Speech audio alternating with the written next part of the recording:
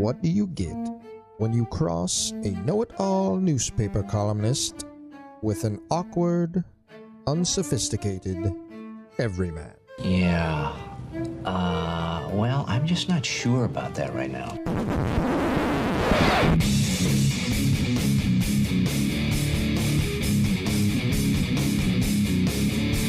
Welcome to Couch and the Rube. Welcome to Couch in the Rube, presented by our friends at Pure Options Precision Crafted Cannabis. Pack the lake this summer with Pure Options. Some incredible deals running through July 14th, including an unbelievable bundle. All right, 1 ProGrow 8th, 5 ProGrow pre-rolls, 1 Wild THC gummies, there's lots of stuff. I could read the whole damn thing. I'm really bad at this. Been off for a couple weeks. But almost $40 off the total price for that pack. When you're going to go up north, you still got to work. Whatever it might be, make Pure Options part of your summer. Go to pureoptions.com for location information and let them know Couch and the Rube sent you. And with every $50 purchase, you will get a free 1/8 of ProGrow, terrific in-house brand. Jason, brother, how you doing, man? Come on. And I'm proud to be an American. Hey, buddy. What's going on? Long time no see. Wow, is my mic good? Okay. Yeah. Hey, man. What's up? It's good to see you. I tell you what, the 4th of July was made because I can't light fireworks anymore. But Lats at a fireworks show singing God Bless America softly underneath the video made my 4th of July. So not the vacation or the house renovations or any shit like that. Chad Lats doing an Independence Day video. That was my highlight. I knew you were ready to come back when I texted you, and I said, "You need a show. You want a show tomorrow?" And you said, yes. Anything to get me done with the house renovation. I wanted to do a show yesterday. Yeah. I was like, please get me out of here. Yeah. House projects, especially when it's nice out. I mean, listen, it feels good when you're done, but we're still finishing everything up. So it's just like, all right, let's get it over with. I'm just impatient. I just want to get shit done. And like last night, I got a new desk and I have a new office now. So I'm trying to set up my monitors, but those things don't fit. And it's boring shit, sorry. But, so I'm just like, can we just end this? I just want it to go back to normal. The house is still flipped halfway upside down. Routine. So I'm happy to get back to doing the podcast. Yeah. That's why I also love January. It's the routine after the holidays. Right. It's no matter but it's the like actual weather. It's terrible weather out there. You see that and you're like, I'll just stay in and do something. Yeah. No. Anyway, how was your vacation, man? It was good. It was good. We did Marquette, which is amazing, and best thing about Marquette is half the time it's like 65 degrees and it's 95 everywhere else. So, you know me. That's your perfect sweating. weather, Yeah. I don't want the body odor. I don't want the sweat. I want to ride a bike. I want to get off. I want to be able to walk into a restaurant and feel good. I don't want, But see, I figured out the heat because I've watched so many stories on local news telling me about the heat because I don't know what happened last year. Apparently, we didn't have heat. But yeah, so you just go out for like an hour and a half and then go inside for like an hour. I just trade it off. I just keep going back in and out, right? I just can't sit out and bake in the heat anymore. Our house is always a cool 67 degrees. It's nice. We keep it there. Keep it there pretty much year round. So July topics then, Pete Rose. Let's go. It's going to be good. Yeah, a lot of Tarik Skubal today, and it rightfully so. We have 2 fucking all-stars now, and a fair bit of my first take. Soccer too, which you're perfect. gonna love. We got a little bit of there's some good stuff. Some MSU football. Is the Copa America still going on, or that is definitely happening. The Euros is happening. Oh, okay. I am and I have not been to Moneyball yet, so we will when we do a midweek show. We'll get into Moneyball. Didn't Moneyball start when we left? Yeah, it started after we left, but I was in Marquette for the first 2 games, I get and then that. they didn't have one last week. So this week it's fresh and new. Yeah, so this week I will have my takes once I'm there. Does on Rico Tuesday. Beard have a team this year? Do I need to go see this in person? I don't know what he would have named him because they're not the Ricos, the Fighting Ricos. It would be his name. His name would be involved, so he doesn't have a team. I don't think he has a team. Right. Okay. We've thought about doing a team for us. I would love to do a team. Well, we planned on years ago you playing in this thing. Right. Because of your basketball prowess and past, that you could probably hoop with these guys, run up and down the court. That would be the most interesting thing to happen to this show, I think. I think people would go to Moneyball to see you play, dude. Right? I would go. I think it would be too much pressure for you, though. Well, you'd be so nervous, man. Yeah, I would struggle. I struggled the first time playing pickup ball when James Edwards came to play. Right. Because I was just nervous to show off in front of him. Yeah. That's weird, but okay, I get it. I played really well this Sunday, by the way. But the but the pressure's off. If you knew people were showing up, dude, you'd be like, oh, God. And I have too much respect for Desmond, and I think he respects me to know that I wouldn't ask that. That's the way I feel. Like every but time I talk to people would Desmond, come out and donate. would they? I will donate $100 if he lets you play. I will donate $100. I don't think best I can Moneyball do. attendance is the issue. Yeah. Okay, but the donations. I mean, okay. Yeah. Oh, shit, I'll bring Groovy Donuts too. I don't What do think you need? What do we need to get this to happen? Yeah. Well, I can contribute. that's a fair point. By the way, I was hanging out with Andrew and Monica from Groovy Donuts this week or last week, and being a taste tester for future products for Groovy Donuts is the best job. Oh, I bet. If I could get that permanently, we are so lucky to have them in our. Did you our go community. to the shop or did you just? No, we were at their house. Oh, it was tremendous. Yeah. so you have to do it at the shop where they're just whipping stuff up, and that would be fun. No, too. they're just. Oh my God. So how fat did you get? Oh no, it was all. Was it was your all, wife disgusted? No, it was good. No? She was as happy as they got. Yeah, Was your stuff in your mouth and couldn't talk? I just love that they're constantly, thinking and percolating ideas. I just of don't new know ways how they're not morbidly obese. because they have more discipline than me. Well, that's a given, but I'm just saying. Yeah. If I had those donuts around, I'd just be hammering them. Yeah. You ready to dig into Discipline. these hot takes? Why not? Who cares? All right. You want to go first? Yeah. All right. Buenos tardes. It is time for the Detroit Tigers gambling update with Gramanito Couch and Jason Nick. All right, so we're done gambling on the Tigers, right? Mm. You cannot gamble on them. I tried over the break. It's impossible. But here's the thing. I don't know what to do. We have 2 All-Stars now. And I want to throw the ultimatum out there, of course, of if you trade Skubal, I'm out. I thought about it. But I don't want to be. I do love Tigers baseball. I want it to turn around. I think it's slowly turning around. Shout out to Riley Green for making the All-Star team as well. Shout out to my card collection for Riley Green making the All-Star team. Anyway, but I was going to say if they trade Skubal, I'm done. But I don't know if mentally I can get there and be done because I want this team to play well. I don't think they trade Skubal, right? So, but everybody's telling me I can't trust McCoskey because he's going to tell you whatever you want to hear. And then, but other than that, Flaherty? If you want to get rid of Flaherty, I guess you I can have to get rid of understand him. that, right? It's a 1-year deal.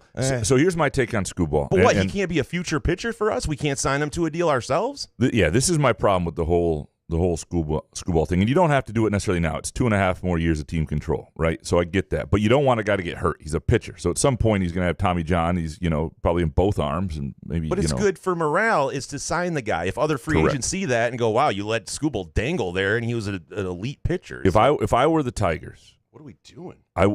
If the only way I'm trading Skubal is if you get a King's ransom, and maybe you would. You're talking about a Cy Young. Sick of the King's ransom. But we have never gotten it before for the Tigers. We've gotten it. We just haven't done anything with it. Well, not like this, because what you have now is a guy with that kind of team control who is an elite pitcher, maybe the best pitcher in the American League, and so you don't do it unless. And I don't think you sit there and wait either. Like to me, it's.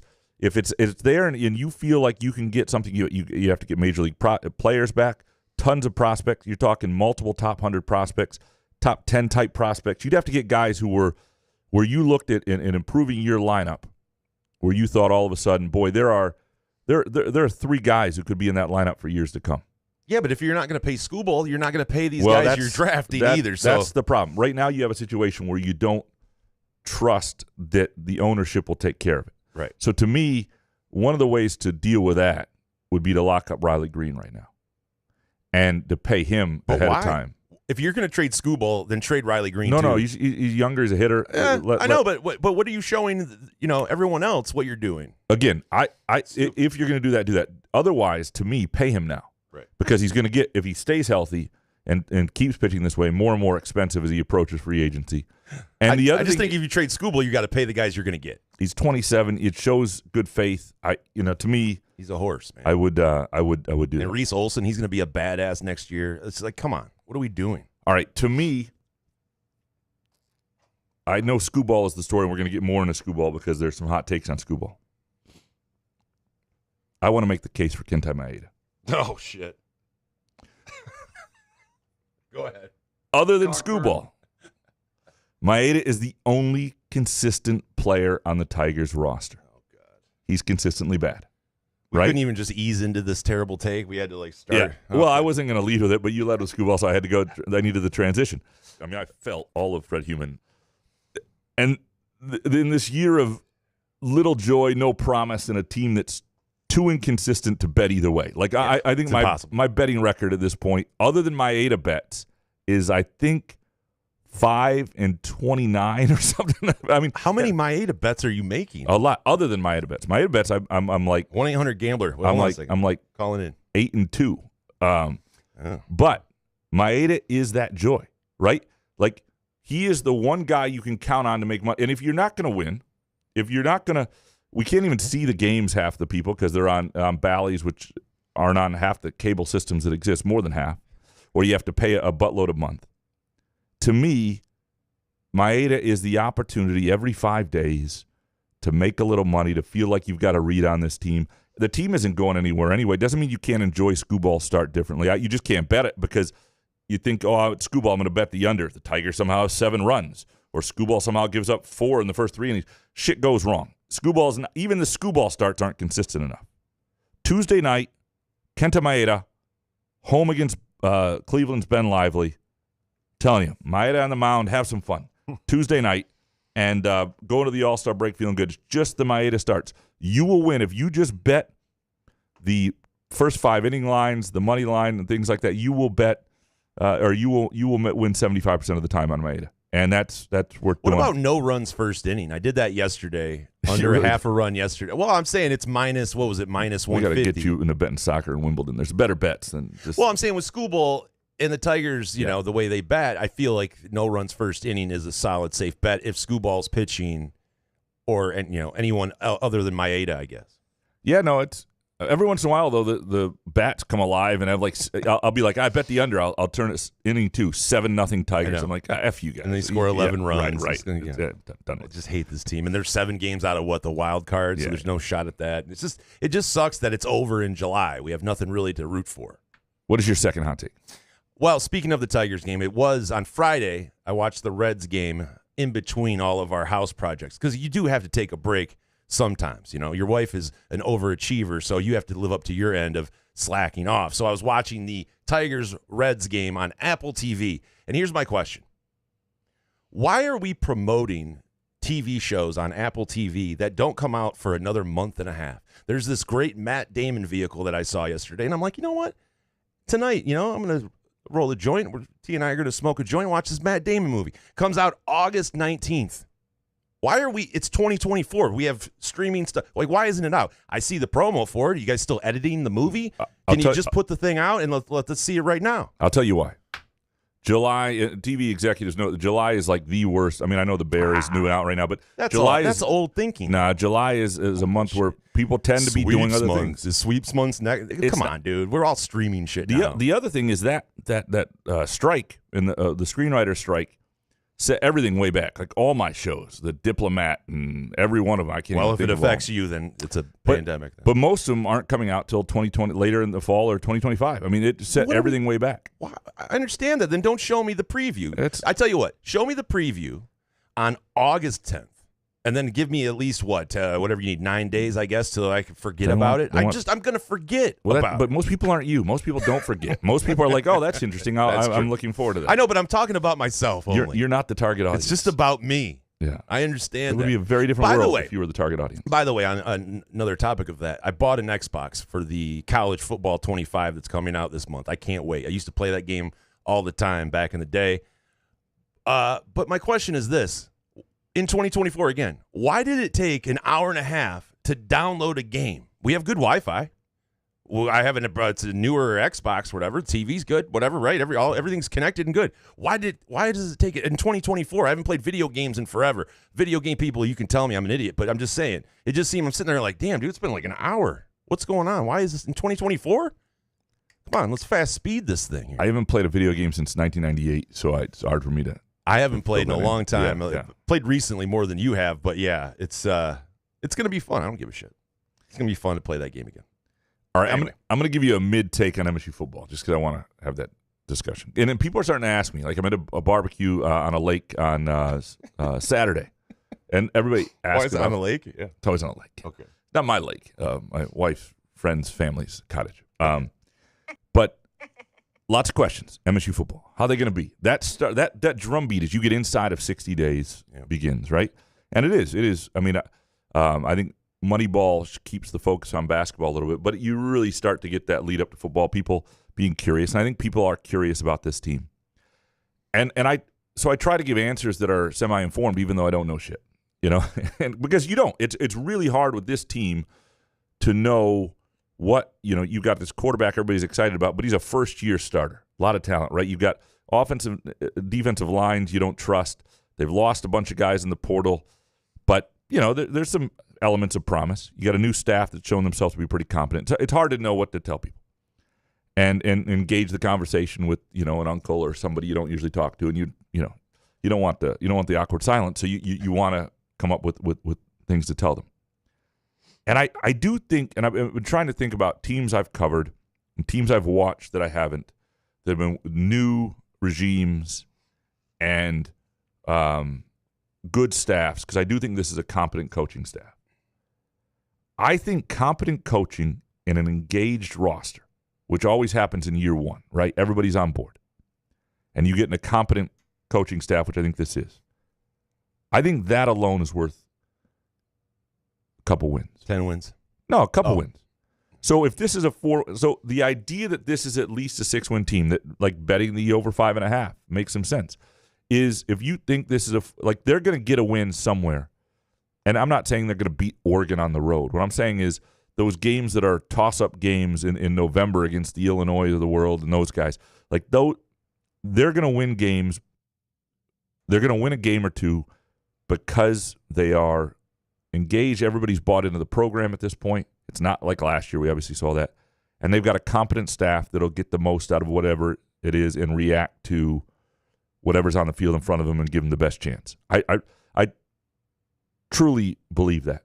And so I do think you're in store for a season where there will be, based on mild expectations, there will be more joy than frustration. There might be a week that doesn't go well against Ohio State. No promises on the Michigan game. I don't know what they're going to be either. But I think how much joy you have and the little joys in the season are based on expectations. This is a season where everybody, I think, has pretty realistic expectations. I think Michigan State football is more likely than not to meet those and give you more of that joy than not. That would be my take. And that's what I'm telling uncles I don't know at lakes I don't usually spend time at. That is my take for them, so I thought I'd share. Well, let me ask you, what did you tell people last year when they asked? Because I was, we were at a wedding and a guy asked me, and I'm like, I don't know. I have no idea what's going to. He's like, come on, you have to have an answer. I'm like, no, I don't, because I didn't know what Mel Tucker what was going to happen, right? I told him this is the year. What could go wrong? Mel Tucker and matchup proof, and so and then I sent him to Pure Options and said that might be smart. No, that's a good question. Hold on, let me see if I can find. Give me some Hoff. Let me see if I can find my season preview stuff. Come on. I am the passenger. I do hear your voice in my head when I take a shit. I ride through the city's backside. I mean, I've felt all of Fred Human. Out of the sky. Yeah, the bright and hollow sky. Cockburn. It looks so good tonight. All right, so this is the piece I could find from August 24th of last year, going into game week, right? People getting excited. Mel Tucker enters year 4 at MSU, focused on an intriguing season and challenging future. Is this my sit down with it? No, this is okay. I'll just read the lead, and I haven't even checked this out. There could be copy errors. It could be bad. This could be the worst podcast decision ever. Mm-hmm. It could have been hacked, and the whole thing could just say F you, Graham, and I don't even know it. Mel Tucker looks and sounds like a man in the throes of an August camp, the upcoming season bearing down, the deadline to show his work now just days away. Quote, if we can stay healthy and get the horses to the race, we'll have a chance. Michigan State's football coach said this week, his voice sounding worn and gravelly. Oh, Jesus Christ, what a poet. What a poet. We don't have enough time for all of that. For college football coaches, year 4 is usually a show-me season. 13 years ago, the headline in this publication, heading into Mark D'Antonio's 4th season, read, Ready, Aim, 4. Very clever.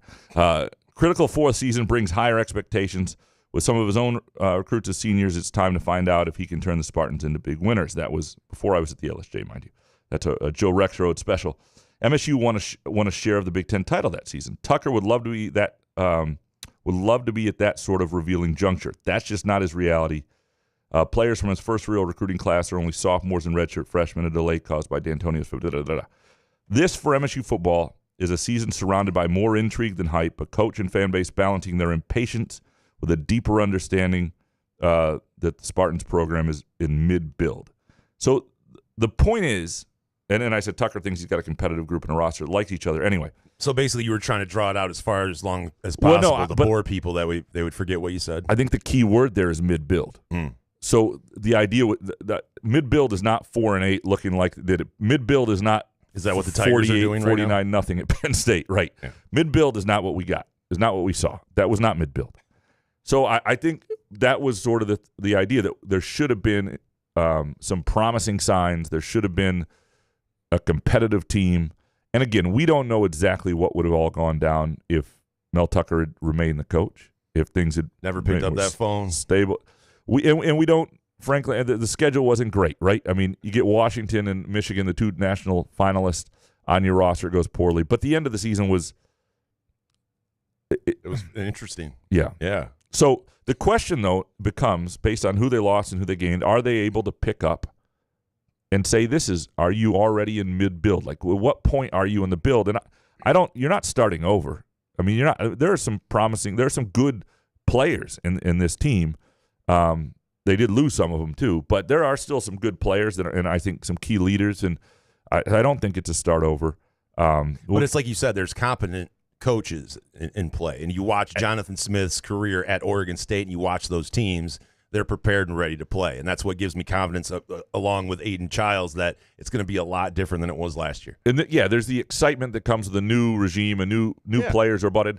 The thing that stands out. The question is, do they have a couple pros? When you get an offensive-minded coach, I think this is important.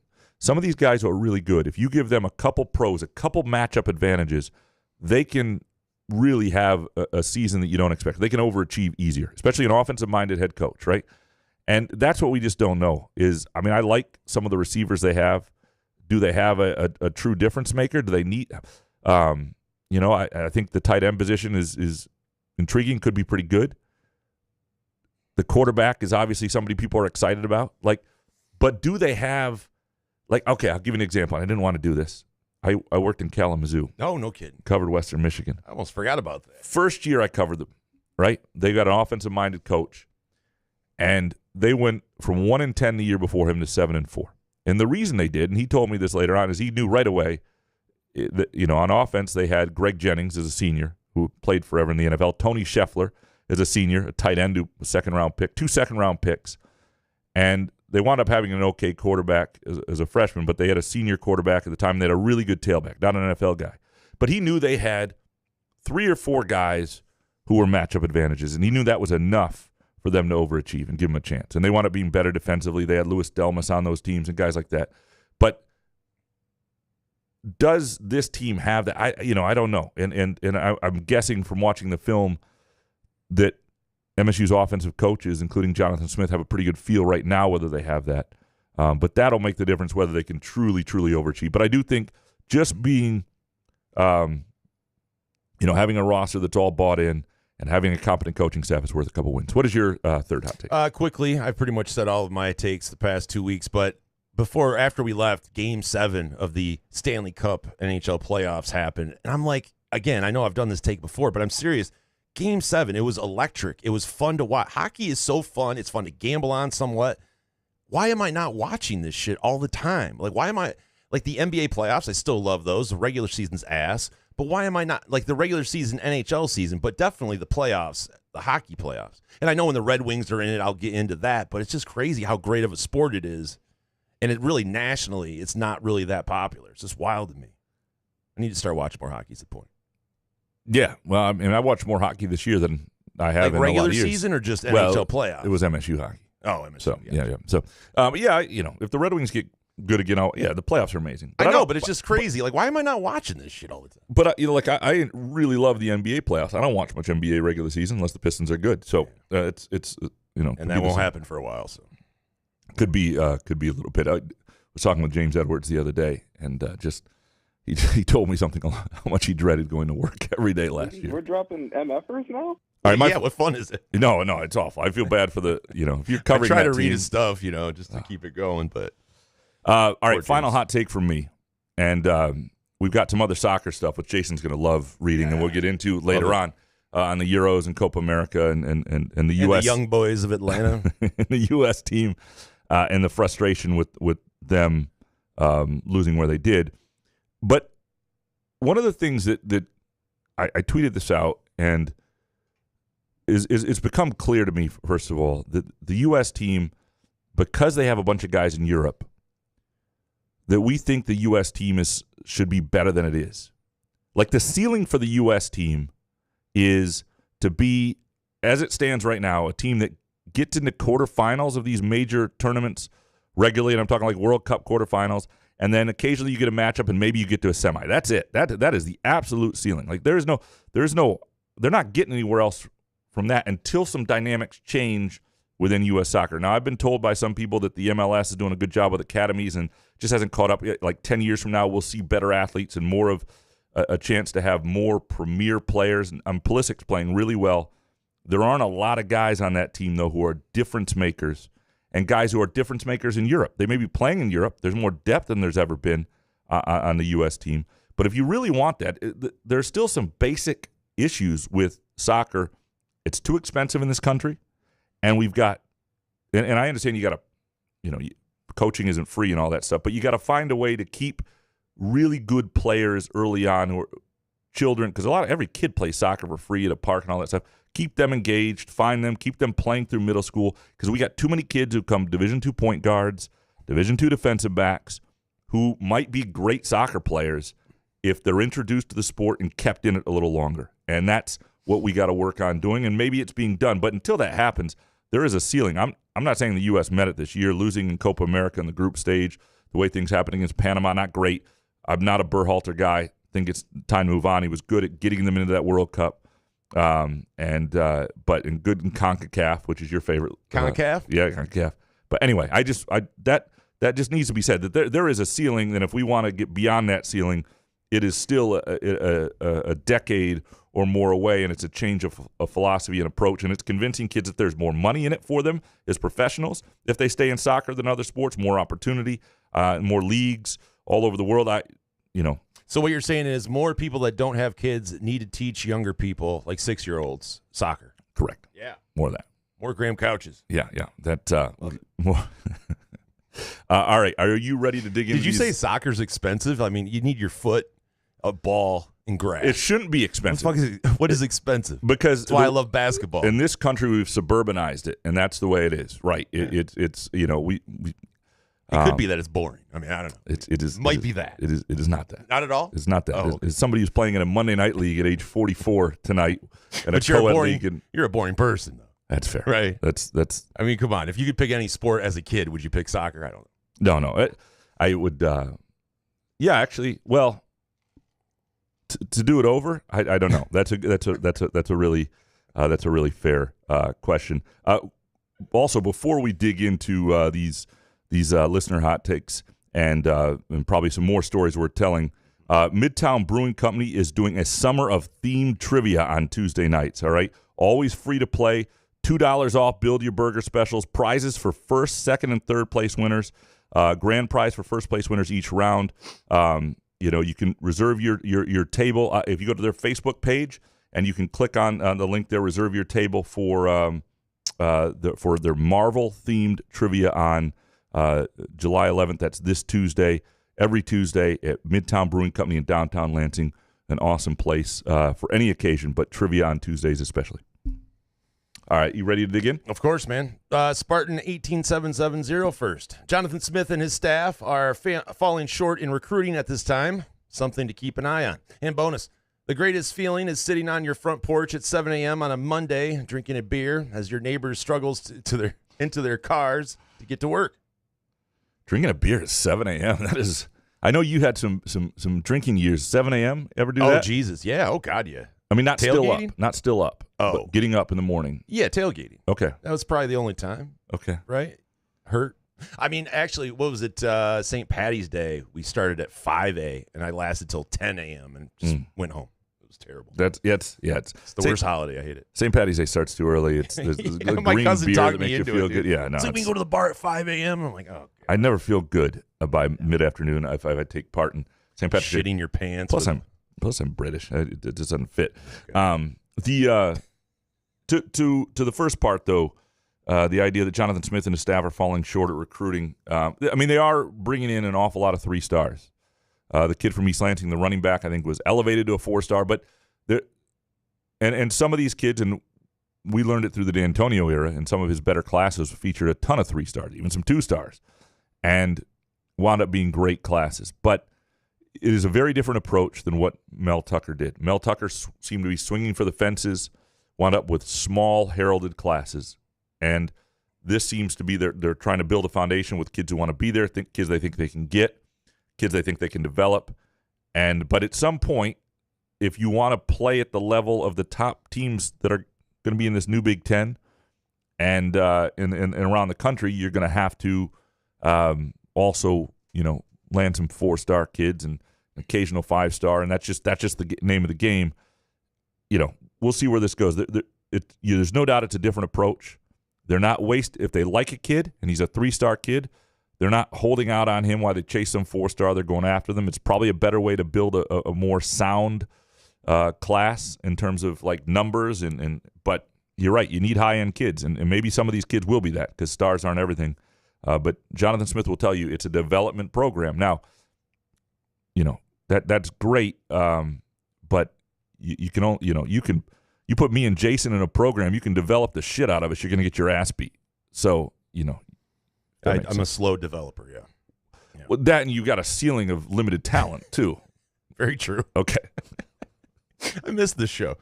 Kevin in Rochester Hills. Tarik Skubal will have a better career than Verlander. Bake take. The Tigers will make the wild card or end up with the worst record in baseball. Well, then they're making the wild card because if you look at the White Sox and some other team, like they're not going to be the worst in baseball. Yeah, but it's baked. So yeah, I don't think they're going to make the wild card either. Yeah, this is a pure options take. And I thought the first one was baked. Really better than Verlander? Isn't Skubal's 28? You said right? 27. 27. Better career than Verlander? Well, he's pitching into his 40. I mean, hot takes. I mean, he's True. pitching as well. He's pitching right now as well as Verlander was in his prime. But the question is, can you maintain that for? And I don't think you have to maintain it for 13 years. What you have to do though, because there's the old Bill James baseball abstracts that used to have peak value and career value. If you pitch into your mid 30s, and are relatively healthy at this level and win something. Then you can make that argument as well, or win more, I should say. But I don't understand not signing Skubal, though. Like, if they don't, you have to have a press conference announcing what we have to expect as a fan base. I'm sorry, you just can't trade this guy. I don't care if you get the Hall of the Century. Well, the problem is we don't trust anything that's happening because Scott Harris is not very communicative. Fuck it. And then and obviously nobody trusts Chris Ilitch. Right, and it's his fault. I don't blame Scott Harris. Because if you trust, because ideally you're not gonna say everything you're trying to do. Hey, we made an offer. Like if they may have already made an offer to Tarik Skubal, we just don't know. And he's a Boris client, so it's going to take a while, and it could be something that goes on throughout the whole back half of the season, and it gets done in December, and we just don't know. The problem is they have not earned the trust for us to think something's probably happening in the background. And so everybody's up in arms about it, and hopefully it gets done. And if you want goodwill, because Skubal pitches 2 more years and he blows out his arm and is So never what? yeah, right. But you signed him at the right time when you Correct. should have. And nobody will blame you for that. If you do that, people will say this was a show of good faith, a show that you intend to contend. If you're scared, then sell the team. Yep. All right, David Jackson. I watched Bronny James play on TV. He's a less talented, poor man's version of Rocket Watts. He wouldn't start this year for MSU. Bake take. If Detroit can't sign Skubal, then we must trade him now. Not for prospects, but for a very good starting position player. Verlander, Scherzer, Price, all gone, and with almost nothing to show for it. No more prospects. Skubal's a great player. Get a great player in return. It'd have to be a mix of that. Skubal's an MVP caliber player right now. I don't want a great player in return. Yeah, no. Shohei Ohtani? Okay. There should be a bona fide major league hitter. It's part of the package. But beyond that, it should be prospects. You want guys with a really high ceiling if that's the way you go. Al Avila screwed up a lot of those prospects, though, right? in those drafts. I mean, he maybe hit on a few, but I don't know. To his first point, that Bronny James would not start for MSU, you're not wrong. I mean, he didn't start for USC last year. And, I'm not saying he couldn't develop into a player that, he'd be in the rotation and maybe he would have a really good year. But I don't know that he'd be better than Bronny James. You got to feel bad for the kid, right? Yeah, because is he going to start over Jaden Akins at the 2? No. Oh, yeah. Really? LeBron would make a donation. Like, it's all just, I don't know. What irked me is that he put the hat on. Like, they had cameras there. It's just ridiculous. I get it. You want to play with your son. You're taking a pay cut somewhat, whatever. But it's just, I feel bad for Bronny James put in this situation where he's just, all eyeballs are on him. Well, people just want to immediately shit on him no matter what. He could have gone back to school or gone to Duquesne, where his dad's friend coach, and be the main guy. I would have gone to Duquesne. Get the fuck out of here. Go to Duquesne. Why would you go to Duquesne when you live in L.A., because you're driving Ferraris and shit? I'm going to go to Duquesne. Where's Duquesne? Philly? Duquesne's in Pittsburgh. But hold on. Duquesne's new coach, Keith Dambrot, retired. Is Ty Lue? No, it's what's his name? I covered at Akron, but he now hold on. It's Drew Joyce, who played with LeBron in high school. Like, they're boys. Like, you go there, you got your bigger role. People get to see you. You play there for a year, then you do this. That's what I would have done if I were him. Maybe. Sparty Ben. If the Tigers don't re-sign Tarik Skubal, they should disband the franchise, or Chris Ilitch should be forced to sell the team. Yeah, it's hard to force somebody to sell the team, other than, like, you have to speak with your wallet, and you need a scandal. We can figure out a scandal. Come on, there's got to be a scandal. No? Yeah. Well, I mean, Craig Monroe's handling that right now. Jesus. Maybe we'll stay away from that. I forgot about that, Simo. What the fuck? Mike Scott, Skubal must be traded. This team is more garbage. They are not good and wasting it. Bonus, Notre Dame's football schedule is crap and is guaranteed to make the playoff. Bake take. July shows include the best stories. Oatmeal, anyone? I do like July shows for certain. Like, I like I love our shows year round, but there are a couple every once in a while, like a Sunday night or a Monday afternoon show after an MSU win or lost is like 47 of a very similar take, and people are frustrated. And don't get me wrong, the intensity adds to the show, and there's probably less intensity now, but I do love the just sort of the eclectic nature of a summer show. To the second point on Notre Dame's football schedule, let me pull that up here. Let me see how bad it is. All right. So I do like that MSU is playing Notre Dame again in a couple seasons, and I love that. I mean, that's just, to me, that is nostalgia growing up. That is a rivalry that ought to exist, and it ought to be as regular as you can make it. I mean, Notre Dame has a number of rivalries. This is why Notre Dame fits in the Big Ten now, and they're not going to do it as long as that NBC deal is all theirs. But the idea that USC is in the Big Ten, it could be set up where you played them every year.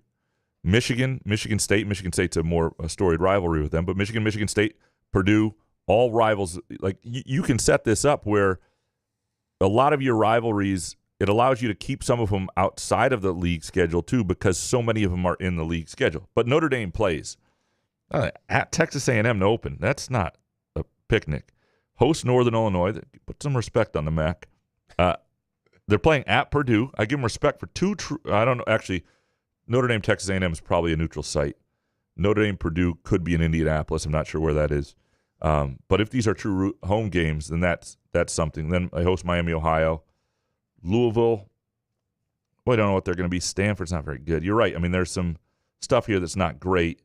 At Georgia Tech's not great. At Navy, they host Florida State late in the year, and they travel to USC at the end of the year, and they get Texas A&M at the beginning. So, you're right. It's not the toughest schedule in the world. They ought to get to 10 if they're any good. Sunshine Spartan, fireworks guy is complete ass. Why are you shooting fireworks off at 1 a.m.? Bonus, Tigers trade Skubal for a boatload of prospects. It will rival the Stafford trade. Yeah, if you get a Herschel Walker type deal or something like that. Well, who's the Jared Goff piece in that, though? Like, who's going to come in and then replace Skubal, and then we get a couple. But that's what we've been saying, is the idea that they have to get, and you want it to be a hitter, but somebody who's a major leaguer who's good. And it comes in the lineup. I don't think we need to do that. I don't either. I think you have an ace on the mound every 4 days or 5 days. Let that live. Don't fuck with that. Yeah. Pay him. And again, it's a non-salary cap sport. This is not the NBA, which is I mean, I have all sorts of concerns for the Pistons and every other team trying to build because Franz Wagner is making $300 million. Correct. I mean, I went from thinking Orlando was a promising young team to nope, they're going to they're going to run into all sorts of problems because of that type of contract. Your top two guys better be a one or two guy on a championship club, and I'm not sure Wagner is going to be that. And in the old days, you could do what they just did. I don't think you can anymore, and that the Pistons are going to have to be careful with it. Everybody's got to be careful with it now. It's changing the league, and people will adjust to it eventually. Maybe they'll stop giving these. Everybody just assumes Franz Wagner, because he's a young core piece, gets that full contract. He's a good player, but that's where the market is. Yeah, people have to start saying, hey, you're not a max dude because you're not one of the top 10 guys. You shouldn't get a max contract. In baseball, none of that exists. There's no reason not to sign Tarik Skubal now or make a decision on it, because he's certainly at the peak value. And when he takes the mound every 5 days, other than bringing people to the ballpark and bringing eyeballs, you're not on a team that's contending, so it's really sort of just a waste of freaking time at this point for sure. Kurt Wisniewski, the Red Wings and Pistons did nothing to improve their lineups during free agency. The Tigers will do 0.0 as well. Detroit sports fans have no hope and nothing to root for during the summer months. Bring on September. It's bad right now. It's as bad as it's. I mean, there have been some bleak years for the Tigers, like my entire adolescence and early 20s. There have been, and more recently. It's our core foundation, man. This is watch Detroit Lions hype videos in the morning. Yeah. It works. I'm telling you. I can't wait for the season. It is strange that every other franchise had to die for the Lions to be what they are right now. Yeah, it's okay. It's different, and but you're right. It's not a great summer for Detroit. Haja BVB next. MSU hockey losing Levshinov to the Blackhawks is another reason to hate Chicago sports teams. Bonus: Shark Week is the best time of year for watching mindless programming. Step to the side, shit Hallmark movies. Hey, hold up now. There've been a couple okay ones, not all of them. Is there Shark Hallmark movies? No, but like Christmas in July is happening, and so there's a lot of good Hallmark. There's nothing worse than Christmas in July. Who started that? Probably, I like Christmas, but come on, man. Probably Bronner's or the Christmas store, something like that. Over in Frankenmuth. Which, by the way, the thing I love about going to Bronner's is not Bronner's itself. I love the chicken. There's also I've only been to Frankenmuth one time in my life. Yeah, yeah. And I don't remember it. So yeah, we have to go again, I guess. Yeah, it's a decent time. Let's support Michigan. Decent? I only think it's a decent time? I went in 1999 last. So it's been a minute. Jesus, pre-9/11. Holy hell. It might have been 97. Wow. Because the picture of me is not flattering. There's one year when, I don't know. I was trying a thing with sideburns and face was a little greasy. I think we need to see that picture. No, I don't think so. On the Levshinov, Artie Levshinov, the great freshman on MSU hockey, deciding to sign with the Blackhawks. A lot of defensemen you get a second year out of just because of the position. And I've been pretty in the know on this over vacation just because my buddy Scott Powers covers the Blackhawks for The Athletic and has been all over the story and kind of telling me what was going on. And there are a couple things to know here. One is the Blackhawks were willing to let him come back. But there are a couple things to note. One, sometimes pro teams want them in the minor leagues because they don't play enough games in college hockey. So next time anybody in college hockey says they play too many games to adjust the postseason, don't it? That's not really a thing. That's not how the pros see it, and that matters. But he's not a kid. I mean, he's from Belarus. That matters here. He's not a kid who loves class. And they could have put together a schedule where he didn't have to do a whole lot and tutors and all that stuff. But I think he is a kid who didn't necessarily love the classroom itself and the work and no shit. Yeah. So, and the other thing is you get closer to your second deal, the sooner you sign. So that's a big deal, I think, for him. And so he's gone to the Blackhawks. Why did Michigan State make him go to school then? That's what happens when you're a good player. You don't go to school, right? Yeah, they got to work on done with all this NCAA shit now. Work on that tutoring program. Right. Now, and but this is, wait, why is it good that he's from Belarus? Yeah. Why is that good? It's not good. I mean, well, it's not. I'm not saying it's bad or good, but I'm saying that impacted his situation's a little different. Gotcha. And this is, and I'm going to do a column on this later. Adam Nightingale is off and is 1 week away fishing this week, which is like his happy place. How dare you take time off? Right. And so, But I am once I talked to him, I want to do a column on. I do think this is the welcomed cost of being a program that's relevant and really good. Like they lose out on a recruit who wants to play right away because you don't have room for him, and you were planning on him coming next year, a kid they really liked. You lose a top 2 pick. They haven't had a top 10 pick, even though they've had some guys who should have, since 1988. Like this is the new reality, and the reality you absolutely want, and occasionally it's going to bite you a little bit with somebody leaving when you thought maybe you'd get another year out of them. Mr. Benjen next. Let's catch up. Off-season grades since you've been gone for an eternity. Pistons and Lions get an A for effort. Red Wings get a B for not blowing cash on free agents and getting Kane back. Tigers, F-. Izzo, C+. MSU football incomplete, as we need to see a game and a big story here. I was on a date and doing a bit on a late-night stoned eating thing here. All right, me. Then that's when Raccoon Graham comes out, and I made the rodent bucktooth face. Jesus. Her. Who's Graham? Me. I meant Ben. Her. Who's Graham? Me. Slithered back into his raccoon hole and never heard from her again. Yeah, shit. Why are you doing bits on a date? Well, like, why are you doing this good bit? bit Like, is a good but bit she is a said, good "Who's bit." Graham?" Like, just say, "Oh, this dumb podcast." But he accidentally said my name instead of his own. He meant to say himself. Well, it's a bit. It's like Raccoon Graham, right? The show I listen to, yeah. Right. But you're nervous. You're on a date. I can see you. Well, you make the bucktooth face too. It's kind of over then. And I do worry about our listeners because if you listen to this show regularly enough, you're going to become a worse storyteller just listening to me. Possibly, yeah. Yeah, I mean, it's what's happened to me because or you might help people. It's what's happened to me because of my mother and my wife, and I take no accountability for it. It helps people because they go, "There's no way I could tell a story as bad as Graham." But look what Mr. Benjen just did. First of all, that's pretty bad. Yeah, that's a bit though. Yeah, right. Man, yeah, not great. Yeah. I apologize for that coming out. Get back on Tinder, Benjen. Yeah. Tyler, why would the Lakers draft Bronny, who couldn't really play in college, when they could draft someone who might play and sign Bronny to a free agent deal? Because what fun is that? He has to get drafted, put a hat on, and we have to act like he actually got drafted. Yeah, I mean, you're trying to keep a superstar happy. It's the 55th overall pick. It's a charade. And aren't those second-round picks anyway just kind of you're just gambling on it anyway? Largely, right? But you might get a prospect. That late, you usually don't get guys. Like a Max Christie, I could understand, right? He was earlier, though. But Bronny James is going to have so much pressure. I don't see it working out. You're trying to keep LeBron and keep LeBron happy, and that's why you did it. It's worth having a happy LeBron and a LeBron who wants to be in L.A. Is it? Well, what have they done since he won that COVID championship? Yeah, you could rebuild. They're going to have to at some point. I'm just saying they valued it as being that you're not paying for Bronny. What you're doing is you're paying to have a content and happy LeBron who's invested in your team. If I were another team during the draft, though, I would have fired at Bronny. I would have taken him. Oh, I would have absolutely What was he going to do? Absolutely. He said he was going to go to Australia or some shit. All right, go. I know Rich Paul didn't want them to do that, but I would have, yeah. ULA Mog next. Malik Hall and the redacted player from MSU will dominate on the Hornets. The redacted player from MSU is Miles I Bridges. can't believe how much money he lost. He signed a 3 years, $75 million. I mean, come More on. than that, wasn't it? It was 3 years, $75 million is what I saw yesterday. Yeah. And it should have been, what, $250? Oh, I think that's what he just signed. Yeah, Yes. Yeah, I don't think Hall's – I mean, I really like Malik Hall. I think he is – I've always said the adult in the room, really good. Matt Shepard, Hall of Famer. Good guy. The problem is he's a jack of all trades, master of none. And in the NBA, it's better to be a master of one.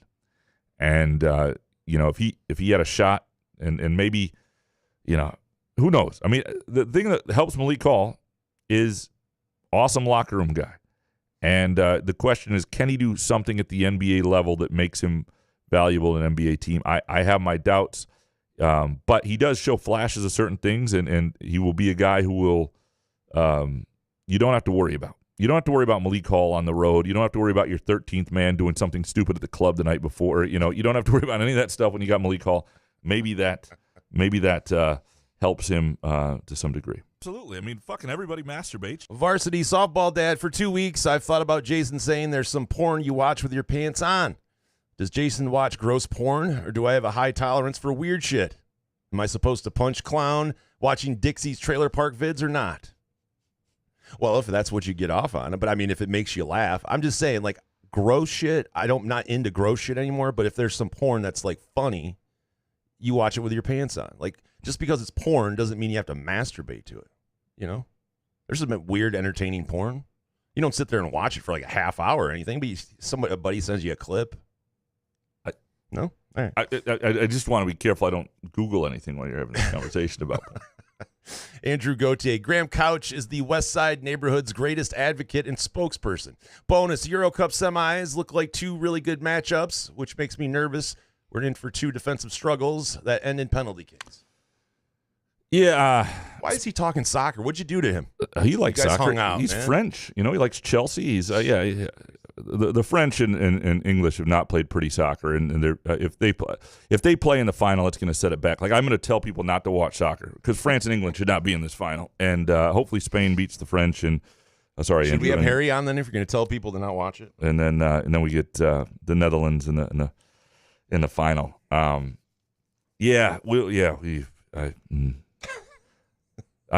you watching porn with your pants on over there? That's what soccer is for me. It's porn with Figured. pants on. Yeah, makes sense.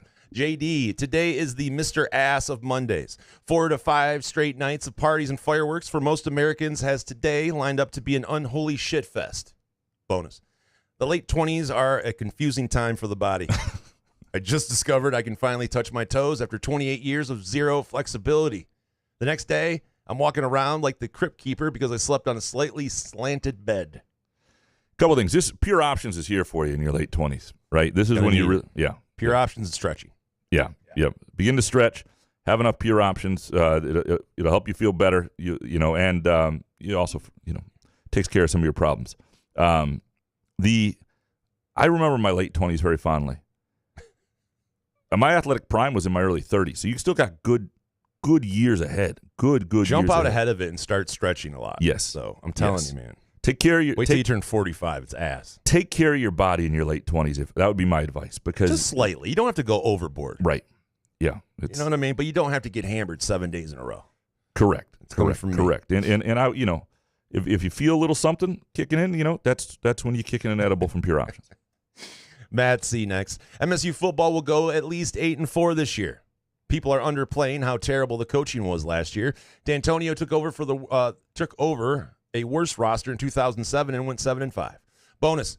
The Lions should play the highlight tape of Georgia backup quarterback that bagged Stafford's wife while he was at Georgia to psych him out pregame week 1. Bake take. Can we get the Pistons off TV this year? Thank you, Bally's, for taking the Tigers off cable and doing us all a favor. Fire Scott Harris. I have to say, if you fired Scott Harris, I'd be like, all right. I don't think anybody would be upset. Right. He's become unsympathetic very quickly.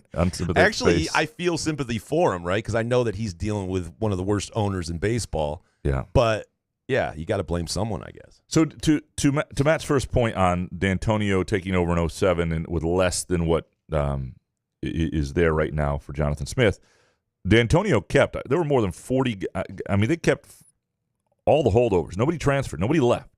He was really good at keeping, and the portal didn't exist in the same facet. So Jonathan Smith might have been able to do the same if the portal was the way it was back then. So there was a little more stability and just continuity and all that stuff. And if you look at the schedule D'Antonio had, he played a UAB team that was god awful out of it, but Michigan State's got a Prairie View A&M team on the books too. But the UAB team that was just, their coach knew they were awful. Beat them to start. Then Bowling Green. Pittsburgh was competitive.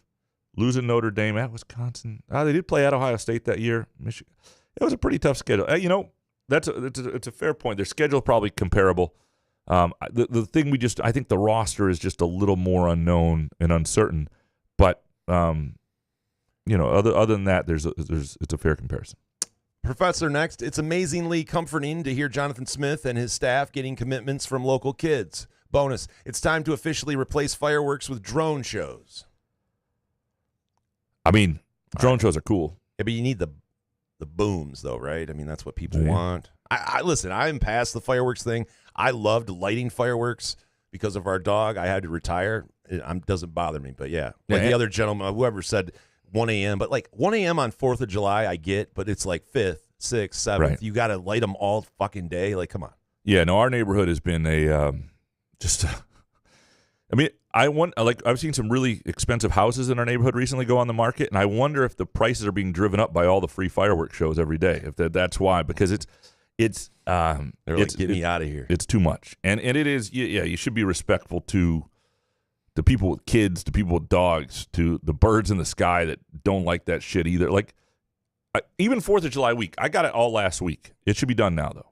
And if you want to do it on a Saturday night and be done by 10 p.m. here and there, whatever. But no, But can we do a PSA? I mean, we have all these PSAs that bum the shit out of you. Can we have a dog inside of a house and then he's like scared and shaking about fireworks that people can see? Like, oh my God, I'm affecting this dog. Maybe I'll stop. I'm just saying we have all of this stuff. Former smokers that have holes in their neck that you have to watch and sit through 45 seconds of that shit. I don't hate it. Sorry, I missed the show. Tyler Davis, should spring-summer recruiting even be a thing to pay attention to in this day and age of college football? With all the flip-flopping of commitments and transfers, it seems wise to just wait until midseason to really care. I don't know about midseason. I mean, the opener, the optimism of the beginning of a but, I see what you're saying, just about recruiting. It's really up to you, but I wouldn't get too invested in any kid or you're going to drive yourself nuts. I mean, Illinois had Jeremy Fear's brother as a recruit until a few days ago, and now he's reopened his commitment. And that's just – so even in basketball, it's getting more and more – you used to be able to really count on basketball recruits more. Like I used to think basketball commitments were almost a commitment, whereas football was still a pledge. And I don't care about it anymore. I really don't. I care less and less and less because I just don't think a kid saying he's coming someplace 8 months before he signs, 5 months before he signs, when he's going to be able to transfer anytime he wants throughout his career is worth it. It's worth my time. It's worth paying attention to. But everybody has to make their own decision on that. And for me, it's not a thing anymore. Nestle's Quick Hotel. Post 4th of July, the next holiday is the opening weekend of college football. This is when the itch begins, and the only way to scratch it is with wild, uninformed, blunt speculation. Let's hear it, Couch. Final record, bowl game, surprise position of strength. Feed me, Seymour. All right, so yeah, I do think they'll be in a bowl game. I think because I do think they'll get to 6 wins. That's my prediction, 6-6. Maybe 7-5, but they're in a bowl game. Surprise position of strength. This will be the year that the offensive line somehow looks good. If you're looking for one, like it's like, oh, and if that happens, that'll help. Then they'll get to 7 wins. Like I have no reason to at this point I don't trust it. But you're asking for a hot take in July. I think I trust you though. I think I trust 7-5 and maybe 8 wins though because of what you just mentioned. The competent coaching staff coupled with having really success with an offensive line. Well, so, and I actually think the receivers, if I had to give one that based on evidence, I think their receiver group's going to be pretty good. I do. I like their group they have. I think they'll be improved there, and I think that'll be, if Aiden Childs is sort of ready for the role he's going to be in, I think that'll be Heisman. That'll be good. But if you're looking at the schedule, I mean, there is one stretch that's just really nasty. And the question is how you survive that stretch because you're going to have to get work done in November. You play Ohio State, so you play 4 games that are all winnable, including at Maryland and at Boston College in September. You could lose one of those games, but they're all winnable. But then you're hosting Ohio State, at Oregon, hosting Iowa, at Michigan. Like that 4-game stretch, you've got to come out of relatively healthy with some sort of confidence because you've got Indiana, Illinois, Purdue, and Rutgers. Like you got a chance to finish strong. And so you can see how they can get to 7 or 8 wins, but it's how you come out of that mid-season stretch. Josh Minsley next. Scholarship limits don't mean a thing in the NIL era. If Jeremiah Fears wants to reclassify and play with his brother, or anyone for that matter, wants to play basketball at MSU in the fall, then let him join as a preferred walk-on and throw a bag of cash their way. No, it's true, and you're seeing it in football programs already, and this is why they're talking about scholarship limits in the NCAA, or not roster limits, which will hurt walk-ons, and I don't think it's the right move, but I think it's a reaction to this. I don't know at MSU it makes a lot of sense. I mean, maybe it does, and if he wants to be there. And well, if you want a kid, why not? Yeah, we'll I mean, how many more years does Izzo have? Why don't we do a little push here to start throwing some money around to get him his second natty. Right, but if you're going to play the same position as your brother who's just got a redshirt year, who's technically a freshman again, like I don't know if it makes a whole lot of sense. Well, I'm more talking about players that you want or you're intrigued by, that you want to jump out and get after. If his brother doesn't work for you, then I get that. But like if you need a guy, go jump after it and go get it. Absolutely. Fuck it. Jarrett, Xavier Booker will have a great post-up game this year, similar to Khalil Ware of Indiana, but will struggle to rebound at a high level. And bonus, fireworks are overrated. I'm with you on the fireworks are overrated. Like the show unless you light them. Yes. Okay. Lighting them is, I don't know. I love that. But yeah, just going and watching someone light them, I don't know. Yeah, I'm looking forward to seeing Booker a little bit of Moneyball, and I know that has its limitations. I think there are things that I've learned what to take from Moneyball and what not to take from Moneyball. Like the best thing I took from Moneyball that was accurate in the last couple of years was the first time I saw Carson Cooper play, because he was this guy who was like rumored to be a guy they were going to redshirt, kind of a stiff that was going to need a couple years to maybe ever get on the floor. And the first time he took the ball, like spun around somebody and dunked, you're like, well, wait a sec, that guy's going to be on the floor. And it took him a little bit, and he's maybe not, he's not Shaquille O'Neal out there, but that translated, right? There are things to watch, and you can watch the difference between somebody. If you watch somebody year over year at Moneyball, you can watch the differences in them relative to the type of game that's being played out there. And so I am curious to see some of this, and I'm curious to see Booker. Bo McJunkins, if beat writers don't want to cover recruiting, that's fine, but don't retweet things with, wow, MSU legacy chooses U of M, without the context that MSU wasn't going for the kid, and then turn off the replies, referring to Solari and Tony Garcia and Strayhorn. Bonus, Caitlin Clark's teammates suck. Yeah, my understanding is that Michigan State wasn't, and I don't know for all the reasons, but under the new coaching staff wasn't as in on Strayhorn's son as the previous staff had been, and for whatever reason, and also kid. I mean, you can grow up a kid. I mean, he didn't see his dad play at MSU, and he may like MSU, but you get a Michigan offer, you're your own person. And you're young, and you want to do the opposite of what your dad did, I guess. I don't know all the reasons, but I don't think it's that big a deal. Izzo's no longer got to go.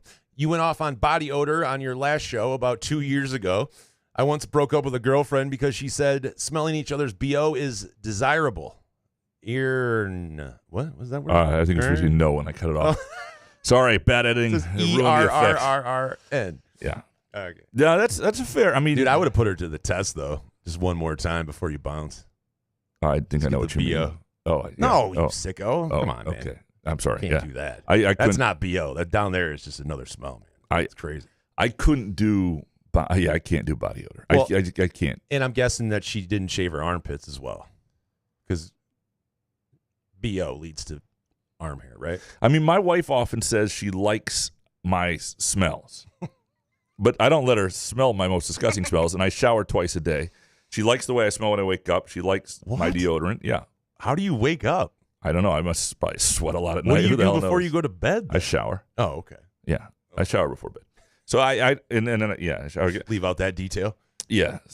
But I couldn't do this. I mean, again, I've said this is how I would recruit offensive linemen in the Big Ten. Chicks with BO? No. But so offensive linemen go on a visit to Miami or Texas, wherever it might be, and they're like, oh my God, look at all the young co-eds they're throwing at me, right? Okay. And I'm going to have a chance with this. No, you're not. You're 300 pounds. You're going to have sweat between your rolls. You're going to smell like shit. You're going to be hot the whole time. Nobody's going to want anything to do with you.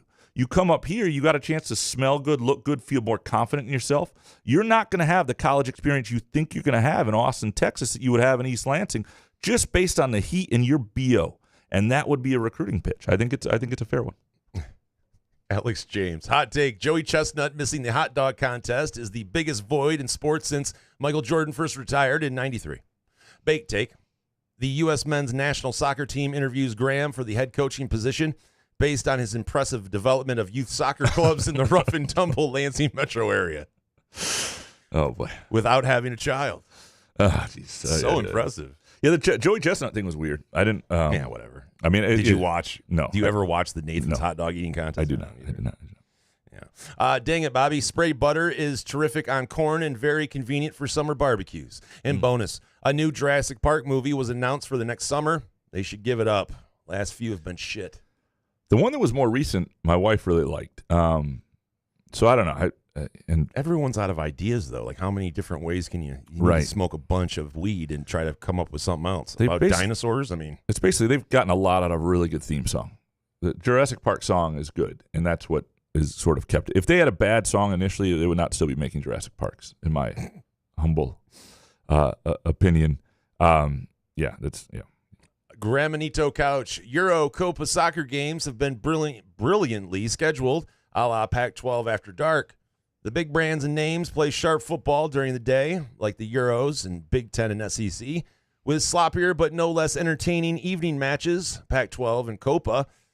It's going to be a boring period after the start of college football. And baked. Cole Palmer has the dopiest-looking face of any pro athlete in recent memory. He's the plays for Chelsea, young guy, England. He's got a stupid-looking face. Yeah, I love the schedule. I mean, the Euros, especially when you're on vacation, the Euros at noon and 3 every day. The Copa America is at 6 and 9. It is as good as it gets for me in the summer. Where I don't like international soccer when it's the Nations League or some bullshit that just tires people from the club scene. I don't want international breaks during club football. I don't want the U.S. playing anybody in September. I'm not happy about that break. But when you get big things like Copa America and Euro and the Euros and they're scheduled the way they are, it is. And you have a schedule like mine to watch them, it's absolutely outstanding. Munfield Keg, next. Cole Palmer needs to start over Phil Foden. Phil Foden. England has looked terrible so far and will need to be infinitely better against the Netherlands. This is the soccer segment, section of the podcast, if you hadn't noticed. Dude, not Phil Foden. He has... Yeah, Foden does not look great. I mean, he's great for Man City, and I think Palmer makes more of an impact, and I would go with SA too. And SA. Yeah. Anyway, England has not looked good. I would. Their defense is good, but I would take the Netherlands, and I have futures bets on the Netherlands, a big one on Spain, and a little on France. So I am rooting. The only one I don't have is my homeland, England. Shep, I've never been much of a soccer guy, but I've enjoyed watching the Euros Copa. I was watching crowd shots of sad England soccer fans when losing to Slovakia. It reminded me of watching douche SEC fans when their team is about to get upset by Coastal Carolina or whatever. Very similar. Don't you know who my dad is? Energy from the fans. I enjoyed it. Sadly, England ended up winning. Yeah. We need football back, man. This is football. It's poor people. You need poor American Chef. He's got nothing else. He's watching this shit. This is where it's headed. I don't because my England has looked so bad and not Berhalter, Southgate, their coach, is so frustrating. I have found it very hard to enjoy even their best moments. Skylar Verdon next. The golden generation is the most overused term of all time in soccer, especially in regards to this USA team. And bonus, Greg Berhalter is not a good coach and should be fired, but these USA players are massively overrated.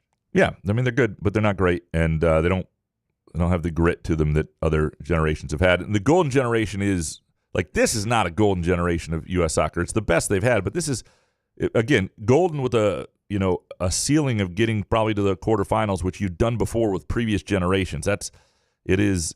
But what about Phil Foden? We don't use golden generation in any other sport. Have you ever heard it in football or anything else? Like, this is the golden generation. Just the old-ass people telling you about the 1950s and shit. There you go. Yeah. MW, the Euro. Have I just read that one? Nope, it's the same. More soccer. The Euro Copa games have been infinitely more entertaining than baseball this summer. Also, the U.S. men's national team had better get into gear or they'll be embarrassed again for the World Cup in 2026. They need new leadership. Pay money to get who they need. Bonus, Colombia just curb stomped the Panama team the U.S. lost to. They have a long way to go in 2 years.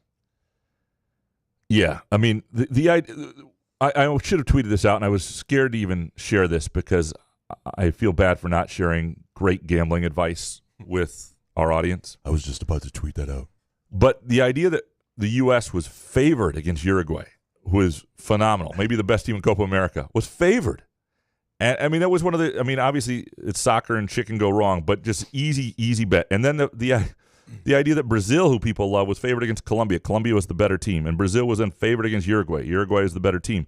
Like we really struggle with these teams. Right now there's more value on Colombia to win the whole thing at still at plus 350. They're in the semifinals. They're the best team in Copa America. But the idea that the U.S. was favored over Uruguay after that performance against Panama and then watching what Colombia did to Panama, come on, what is going on? The best advantage, if you're willing to bet against the U.S., if you're willing to be patriotic enough to put yourself ahead of the U.S. soccer team, you can make a decent money and yeah. All right, Eric Smith, soccer officiating is ass. So inconsistent. Bonus, Garrick Norman is going to surprise everyone this year. He's an Izzo-type kid and baked. The dedication of Olympic athletes is impressive. So hard to care about fringe sports you see every 4 years. It is amazing. There's not a lot of money in it for a lot of these people. The idea of I'm going to be a synchronized swimmer.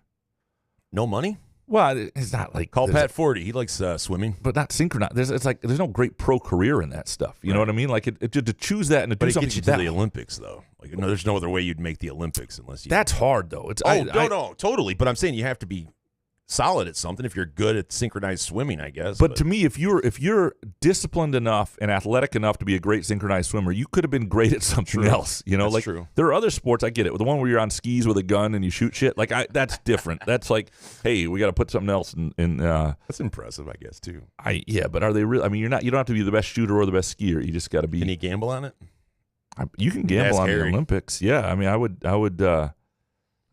By the way, if you want to watch the Euro semifinals, which are on 3:00 Tuesday and Wednesday, or you want to watch the Olympics on during the day when they're over in Paris, and you're working in downtown Lansing around it, I'm telling you, Midtown Brewing Company, a great place to go park yourself at the bar, grab a beer, and just it is an unbelievable vibe there, and one of my favorites of all time. I think they got a great light summer menu. Heavier stuff as well. Midtown Brewing Company in downtown Lansing, 402 South Washington Avenue. Suburban Spartan Dad next. The handball by Spain in extra time versus Germany was one of the most egregious no calls in recent memory. Not even betting related, just a shit call. And Bake Take, Bodkin is the best new show on Netflix. A whodunit that's a mix between Only Murders in the Building and Hot Fuzz. I'll have to check it out. I like both those others. Fuzz. What's Hot Fuzz? Let me pull up and make sure I'm getting this correct. Porn. Yeah, God. And New York to LA. Well, there's pride in it. Yeah. Hot Fuzz is what I thought it was. And it's time. Hot Fuzz is like a 2007 movie. Really good cast. Simon Pegg. Really good. Nick Frost. But it's worth it. But Only Murders in the Building is one of the. Have you seen that yet? No. Oh, it's so good. It's so good. I know Steve Martin and Martin Short. Never. No. Oh. No, I'm out. Singis. Does Steve Martin play his banjo? Not in that one. Oh, then I'm out. Okay. Singis X2. Uninspiring Euro Cup matches, especially England, decided solely by did the goalie guess right? Penalty kicks. Why not end the Masters or Wimbledon with rock, paper, scissors? Spain also undermanned, now thanks to yellow card happy ref, who booked for any flopping injury. Bonus. Yellow card rules are beyond brutal. Accidentally trip a guy? You can't play the next match. No wonder players are encouraged to flop and roll around. The penalty is beyond absurd. Trying to sell injuries seems like a big part of the game. Hard to get excited about that. Yeah, the rules are too punitive on the yellow cards. The idea that you get 2 yellow cards at any point through the quarterfinals, you're suspended for the next game is absolutely ridiculous. Those things should have been wiped out by the end of the group stage. How many refs are getting paid off, though? Because how much are they making a game? They don't make it must a lot. be easy to pay them off. I don't know. Right? Yeah, great sport you got there. Nick Palmer, there is no place better on God's green earth in the summer than the Upper Peninsula. Thank you for coming to my TED Talk. I would Graham's burner account. Yeah, I would not argue with you. If you're headed north the bridge, swing by Pure Options. They'll take care of you. Great July specials wherever you're going, be it Hessel, be it Marquette, be it Houghton. You name it. Can I just say, by the way, do not move to Illinois. If you're a weed smoker, it is insane because we were going through Illinois and decided to stop. The taxes there are just unbelievable. Yeah, can't believe it. And they don't have pure options. They don't. Which sucks. Cracker Sofa. You are in northern Michigan once you pass the rest area north of Clare. That is dubbed a welcome center. Welcoming you to northern Michigan. It's not really northern Michigan, but it's when you start to see people selling their cars on the side of the road. It's when you start to see certain elements that feel like northern. Okay, that's a good point. Ovid may be northern Michigan. Yeah, but I'm like, do they know about the internet? Like, why would you just put a car out there? I do feel like when we come back by the Clare rest area, I feel like, okay, we're getting close. And so I think you got to go a little bit north of that to be northern Michigan. Probably Grayling is more the start of northern Michigan, but there is a case for it. All right. Mojo Jojo. Chicago may be the most overlooked big city in the world. Everyone traveling to the U.S. for a holiday skips it out of misplaced weather or crime fears. Having lived there, New York, San Francisco, Tokyo, and Berlin, I'd pick Chicago every time. And Bake Take. The business school overlooking Northwestern's temporary football field next season, similar to Wrigley rooftops, will be great entertainment value, but terrible for my GPA. That is a cool place to watch a game. I'd like to go to a game there. I wish Michigan State, and I think they're playing. Are they playing a couple years there? I wish Michigan State was playing there. I don't think they are at any point, and that kind of sucks. But I would. Oh, yeah, we went to the Rolling Stones concert at Soldier Field. That was amazing. Chicago is a nice downtown area for sure, besides their weed taxes. But, yeah, it was the Rolling Stones. It was just 2.5 hours of just unbelievable. Just watching those guys up there at 80 years old. It's amazing. It's insane. They can still do it. Still rocking out. Every song was just, it's so tight. And Mick Jagger's running around the stage, dude. It's just, if anybody is a Stones fan, I know it's expensive as shit. I'm happy I went. So go out there and see those guys. Well, a lot of people remember they were at Spartan Stadium in '94, but it's amazing to think that that's been 30 years. Yeah. 30 years ago that they did that Spartan Stadium show. Yeah. These dudes have been famous for like 80 years. It's crazy. I babysat for a couple who were at that show that night. Is that right? Yeah. Yeah, how'd that go? It went well. All right. Tim's still alive, I think. Tim Horton Best. We are 3 years away from a 10 a.m. Sunday primetime college football game. Bonus. College hockey and college baseball are better viewing than college basketball. Is this even a hot take? And Baked. Hammercock Hondo. I wasn't ready. But Hammercock Hondo has had more phone sex than Mel Tucker, but the media won't report on it. Oh, man. Is that his new name? Is that what he's goes by? No, but it might be now. It's pretty good. Oh, man. Yeah, I still prefer college basketball most of the time, but I college hockey, I watched a lot of bad college hockey for 10 years in Michigan State, but college hockey in person is as good as anything. Hans Jurgen, number 1, we overweight white people don't do well when it's above 90. 2, just when you think you got gambling figured out, you get kicked in the balls. 3, Sparty would win in a chainsaw-wielding mascot battle royale. And bonus, Hondo equals Trump and Graham equals Biden. I do stumble through stories. You do have a hard time figuring out how to get out of there in the studio. Yeah, and you don't know which way to go. We have to write it down on a piece of paper. When I start a sentence with one thought and finish with another. So fuck politics. Maybe it. Who cares? It's not. But you're right on number 2 though. Every time in my life that I've gotten cocky about gambling, every single time. And you just do it in your head. Yeah. Maybe talk to yourself and go, fuck yeah, dude, I got this figured out, I think. You feel good. You're it's the worst. Oh, it's embarrassing. Jake Hawkins, congrats to the Florida Panthers for winning their first Stanley Cup in franchise history, but shame on the players for dunking it in the ocean at the beach. The salt water will probably ruin it. And bonus, I'm on season 4 of Succession. I'm crying. Succession, and I get the whole premise of it, but sometimes it's hard to follow some of the storylines on some episodes that I find myself watching. The Sopranos, which I'm doing for the 25th anniversary. Any advice on Succession, Graham?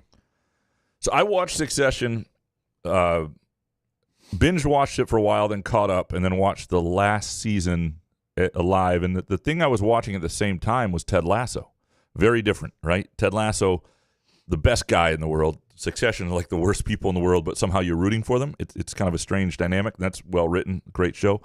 That worked for me. So why don't you help the Hawk with some of the storylines? Well, if you have a specific question, I would say I think Succession is good enough to watch an episode twice.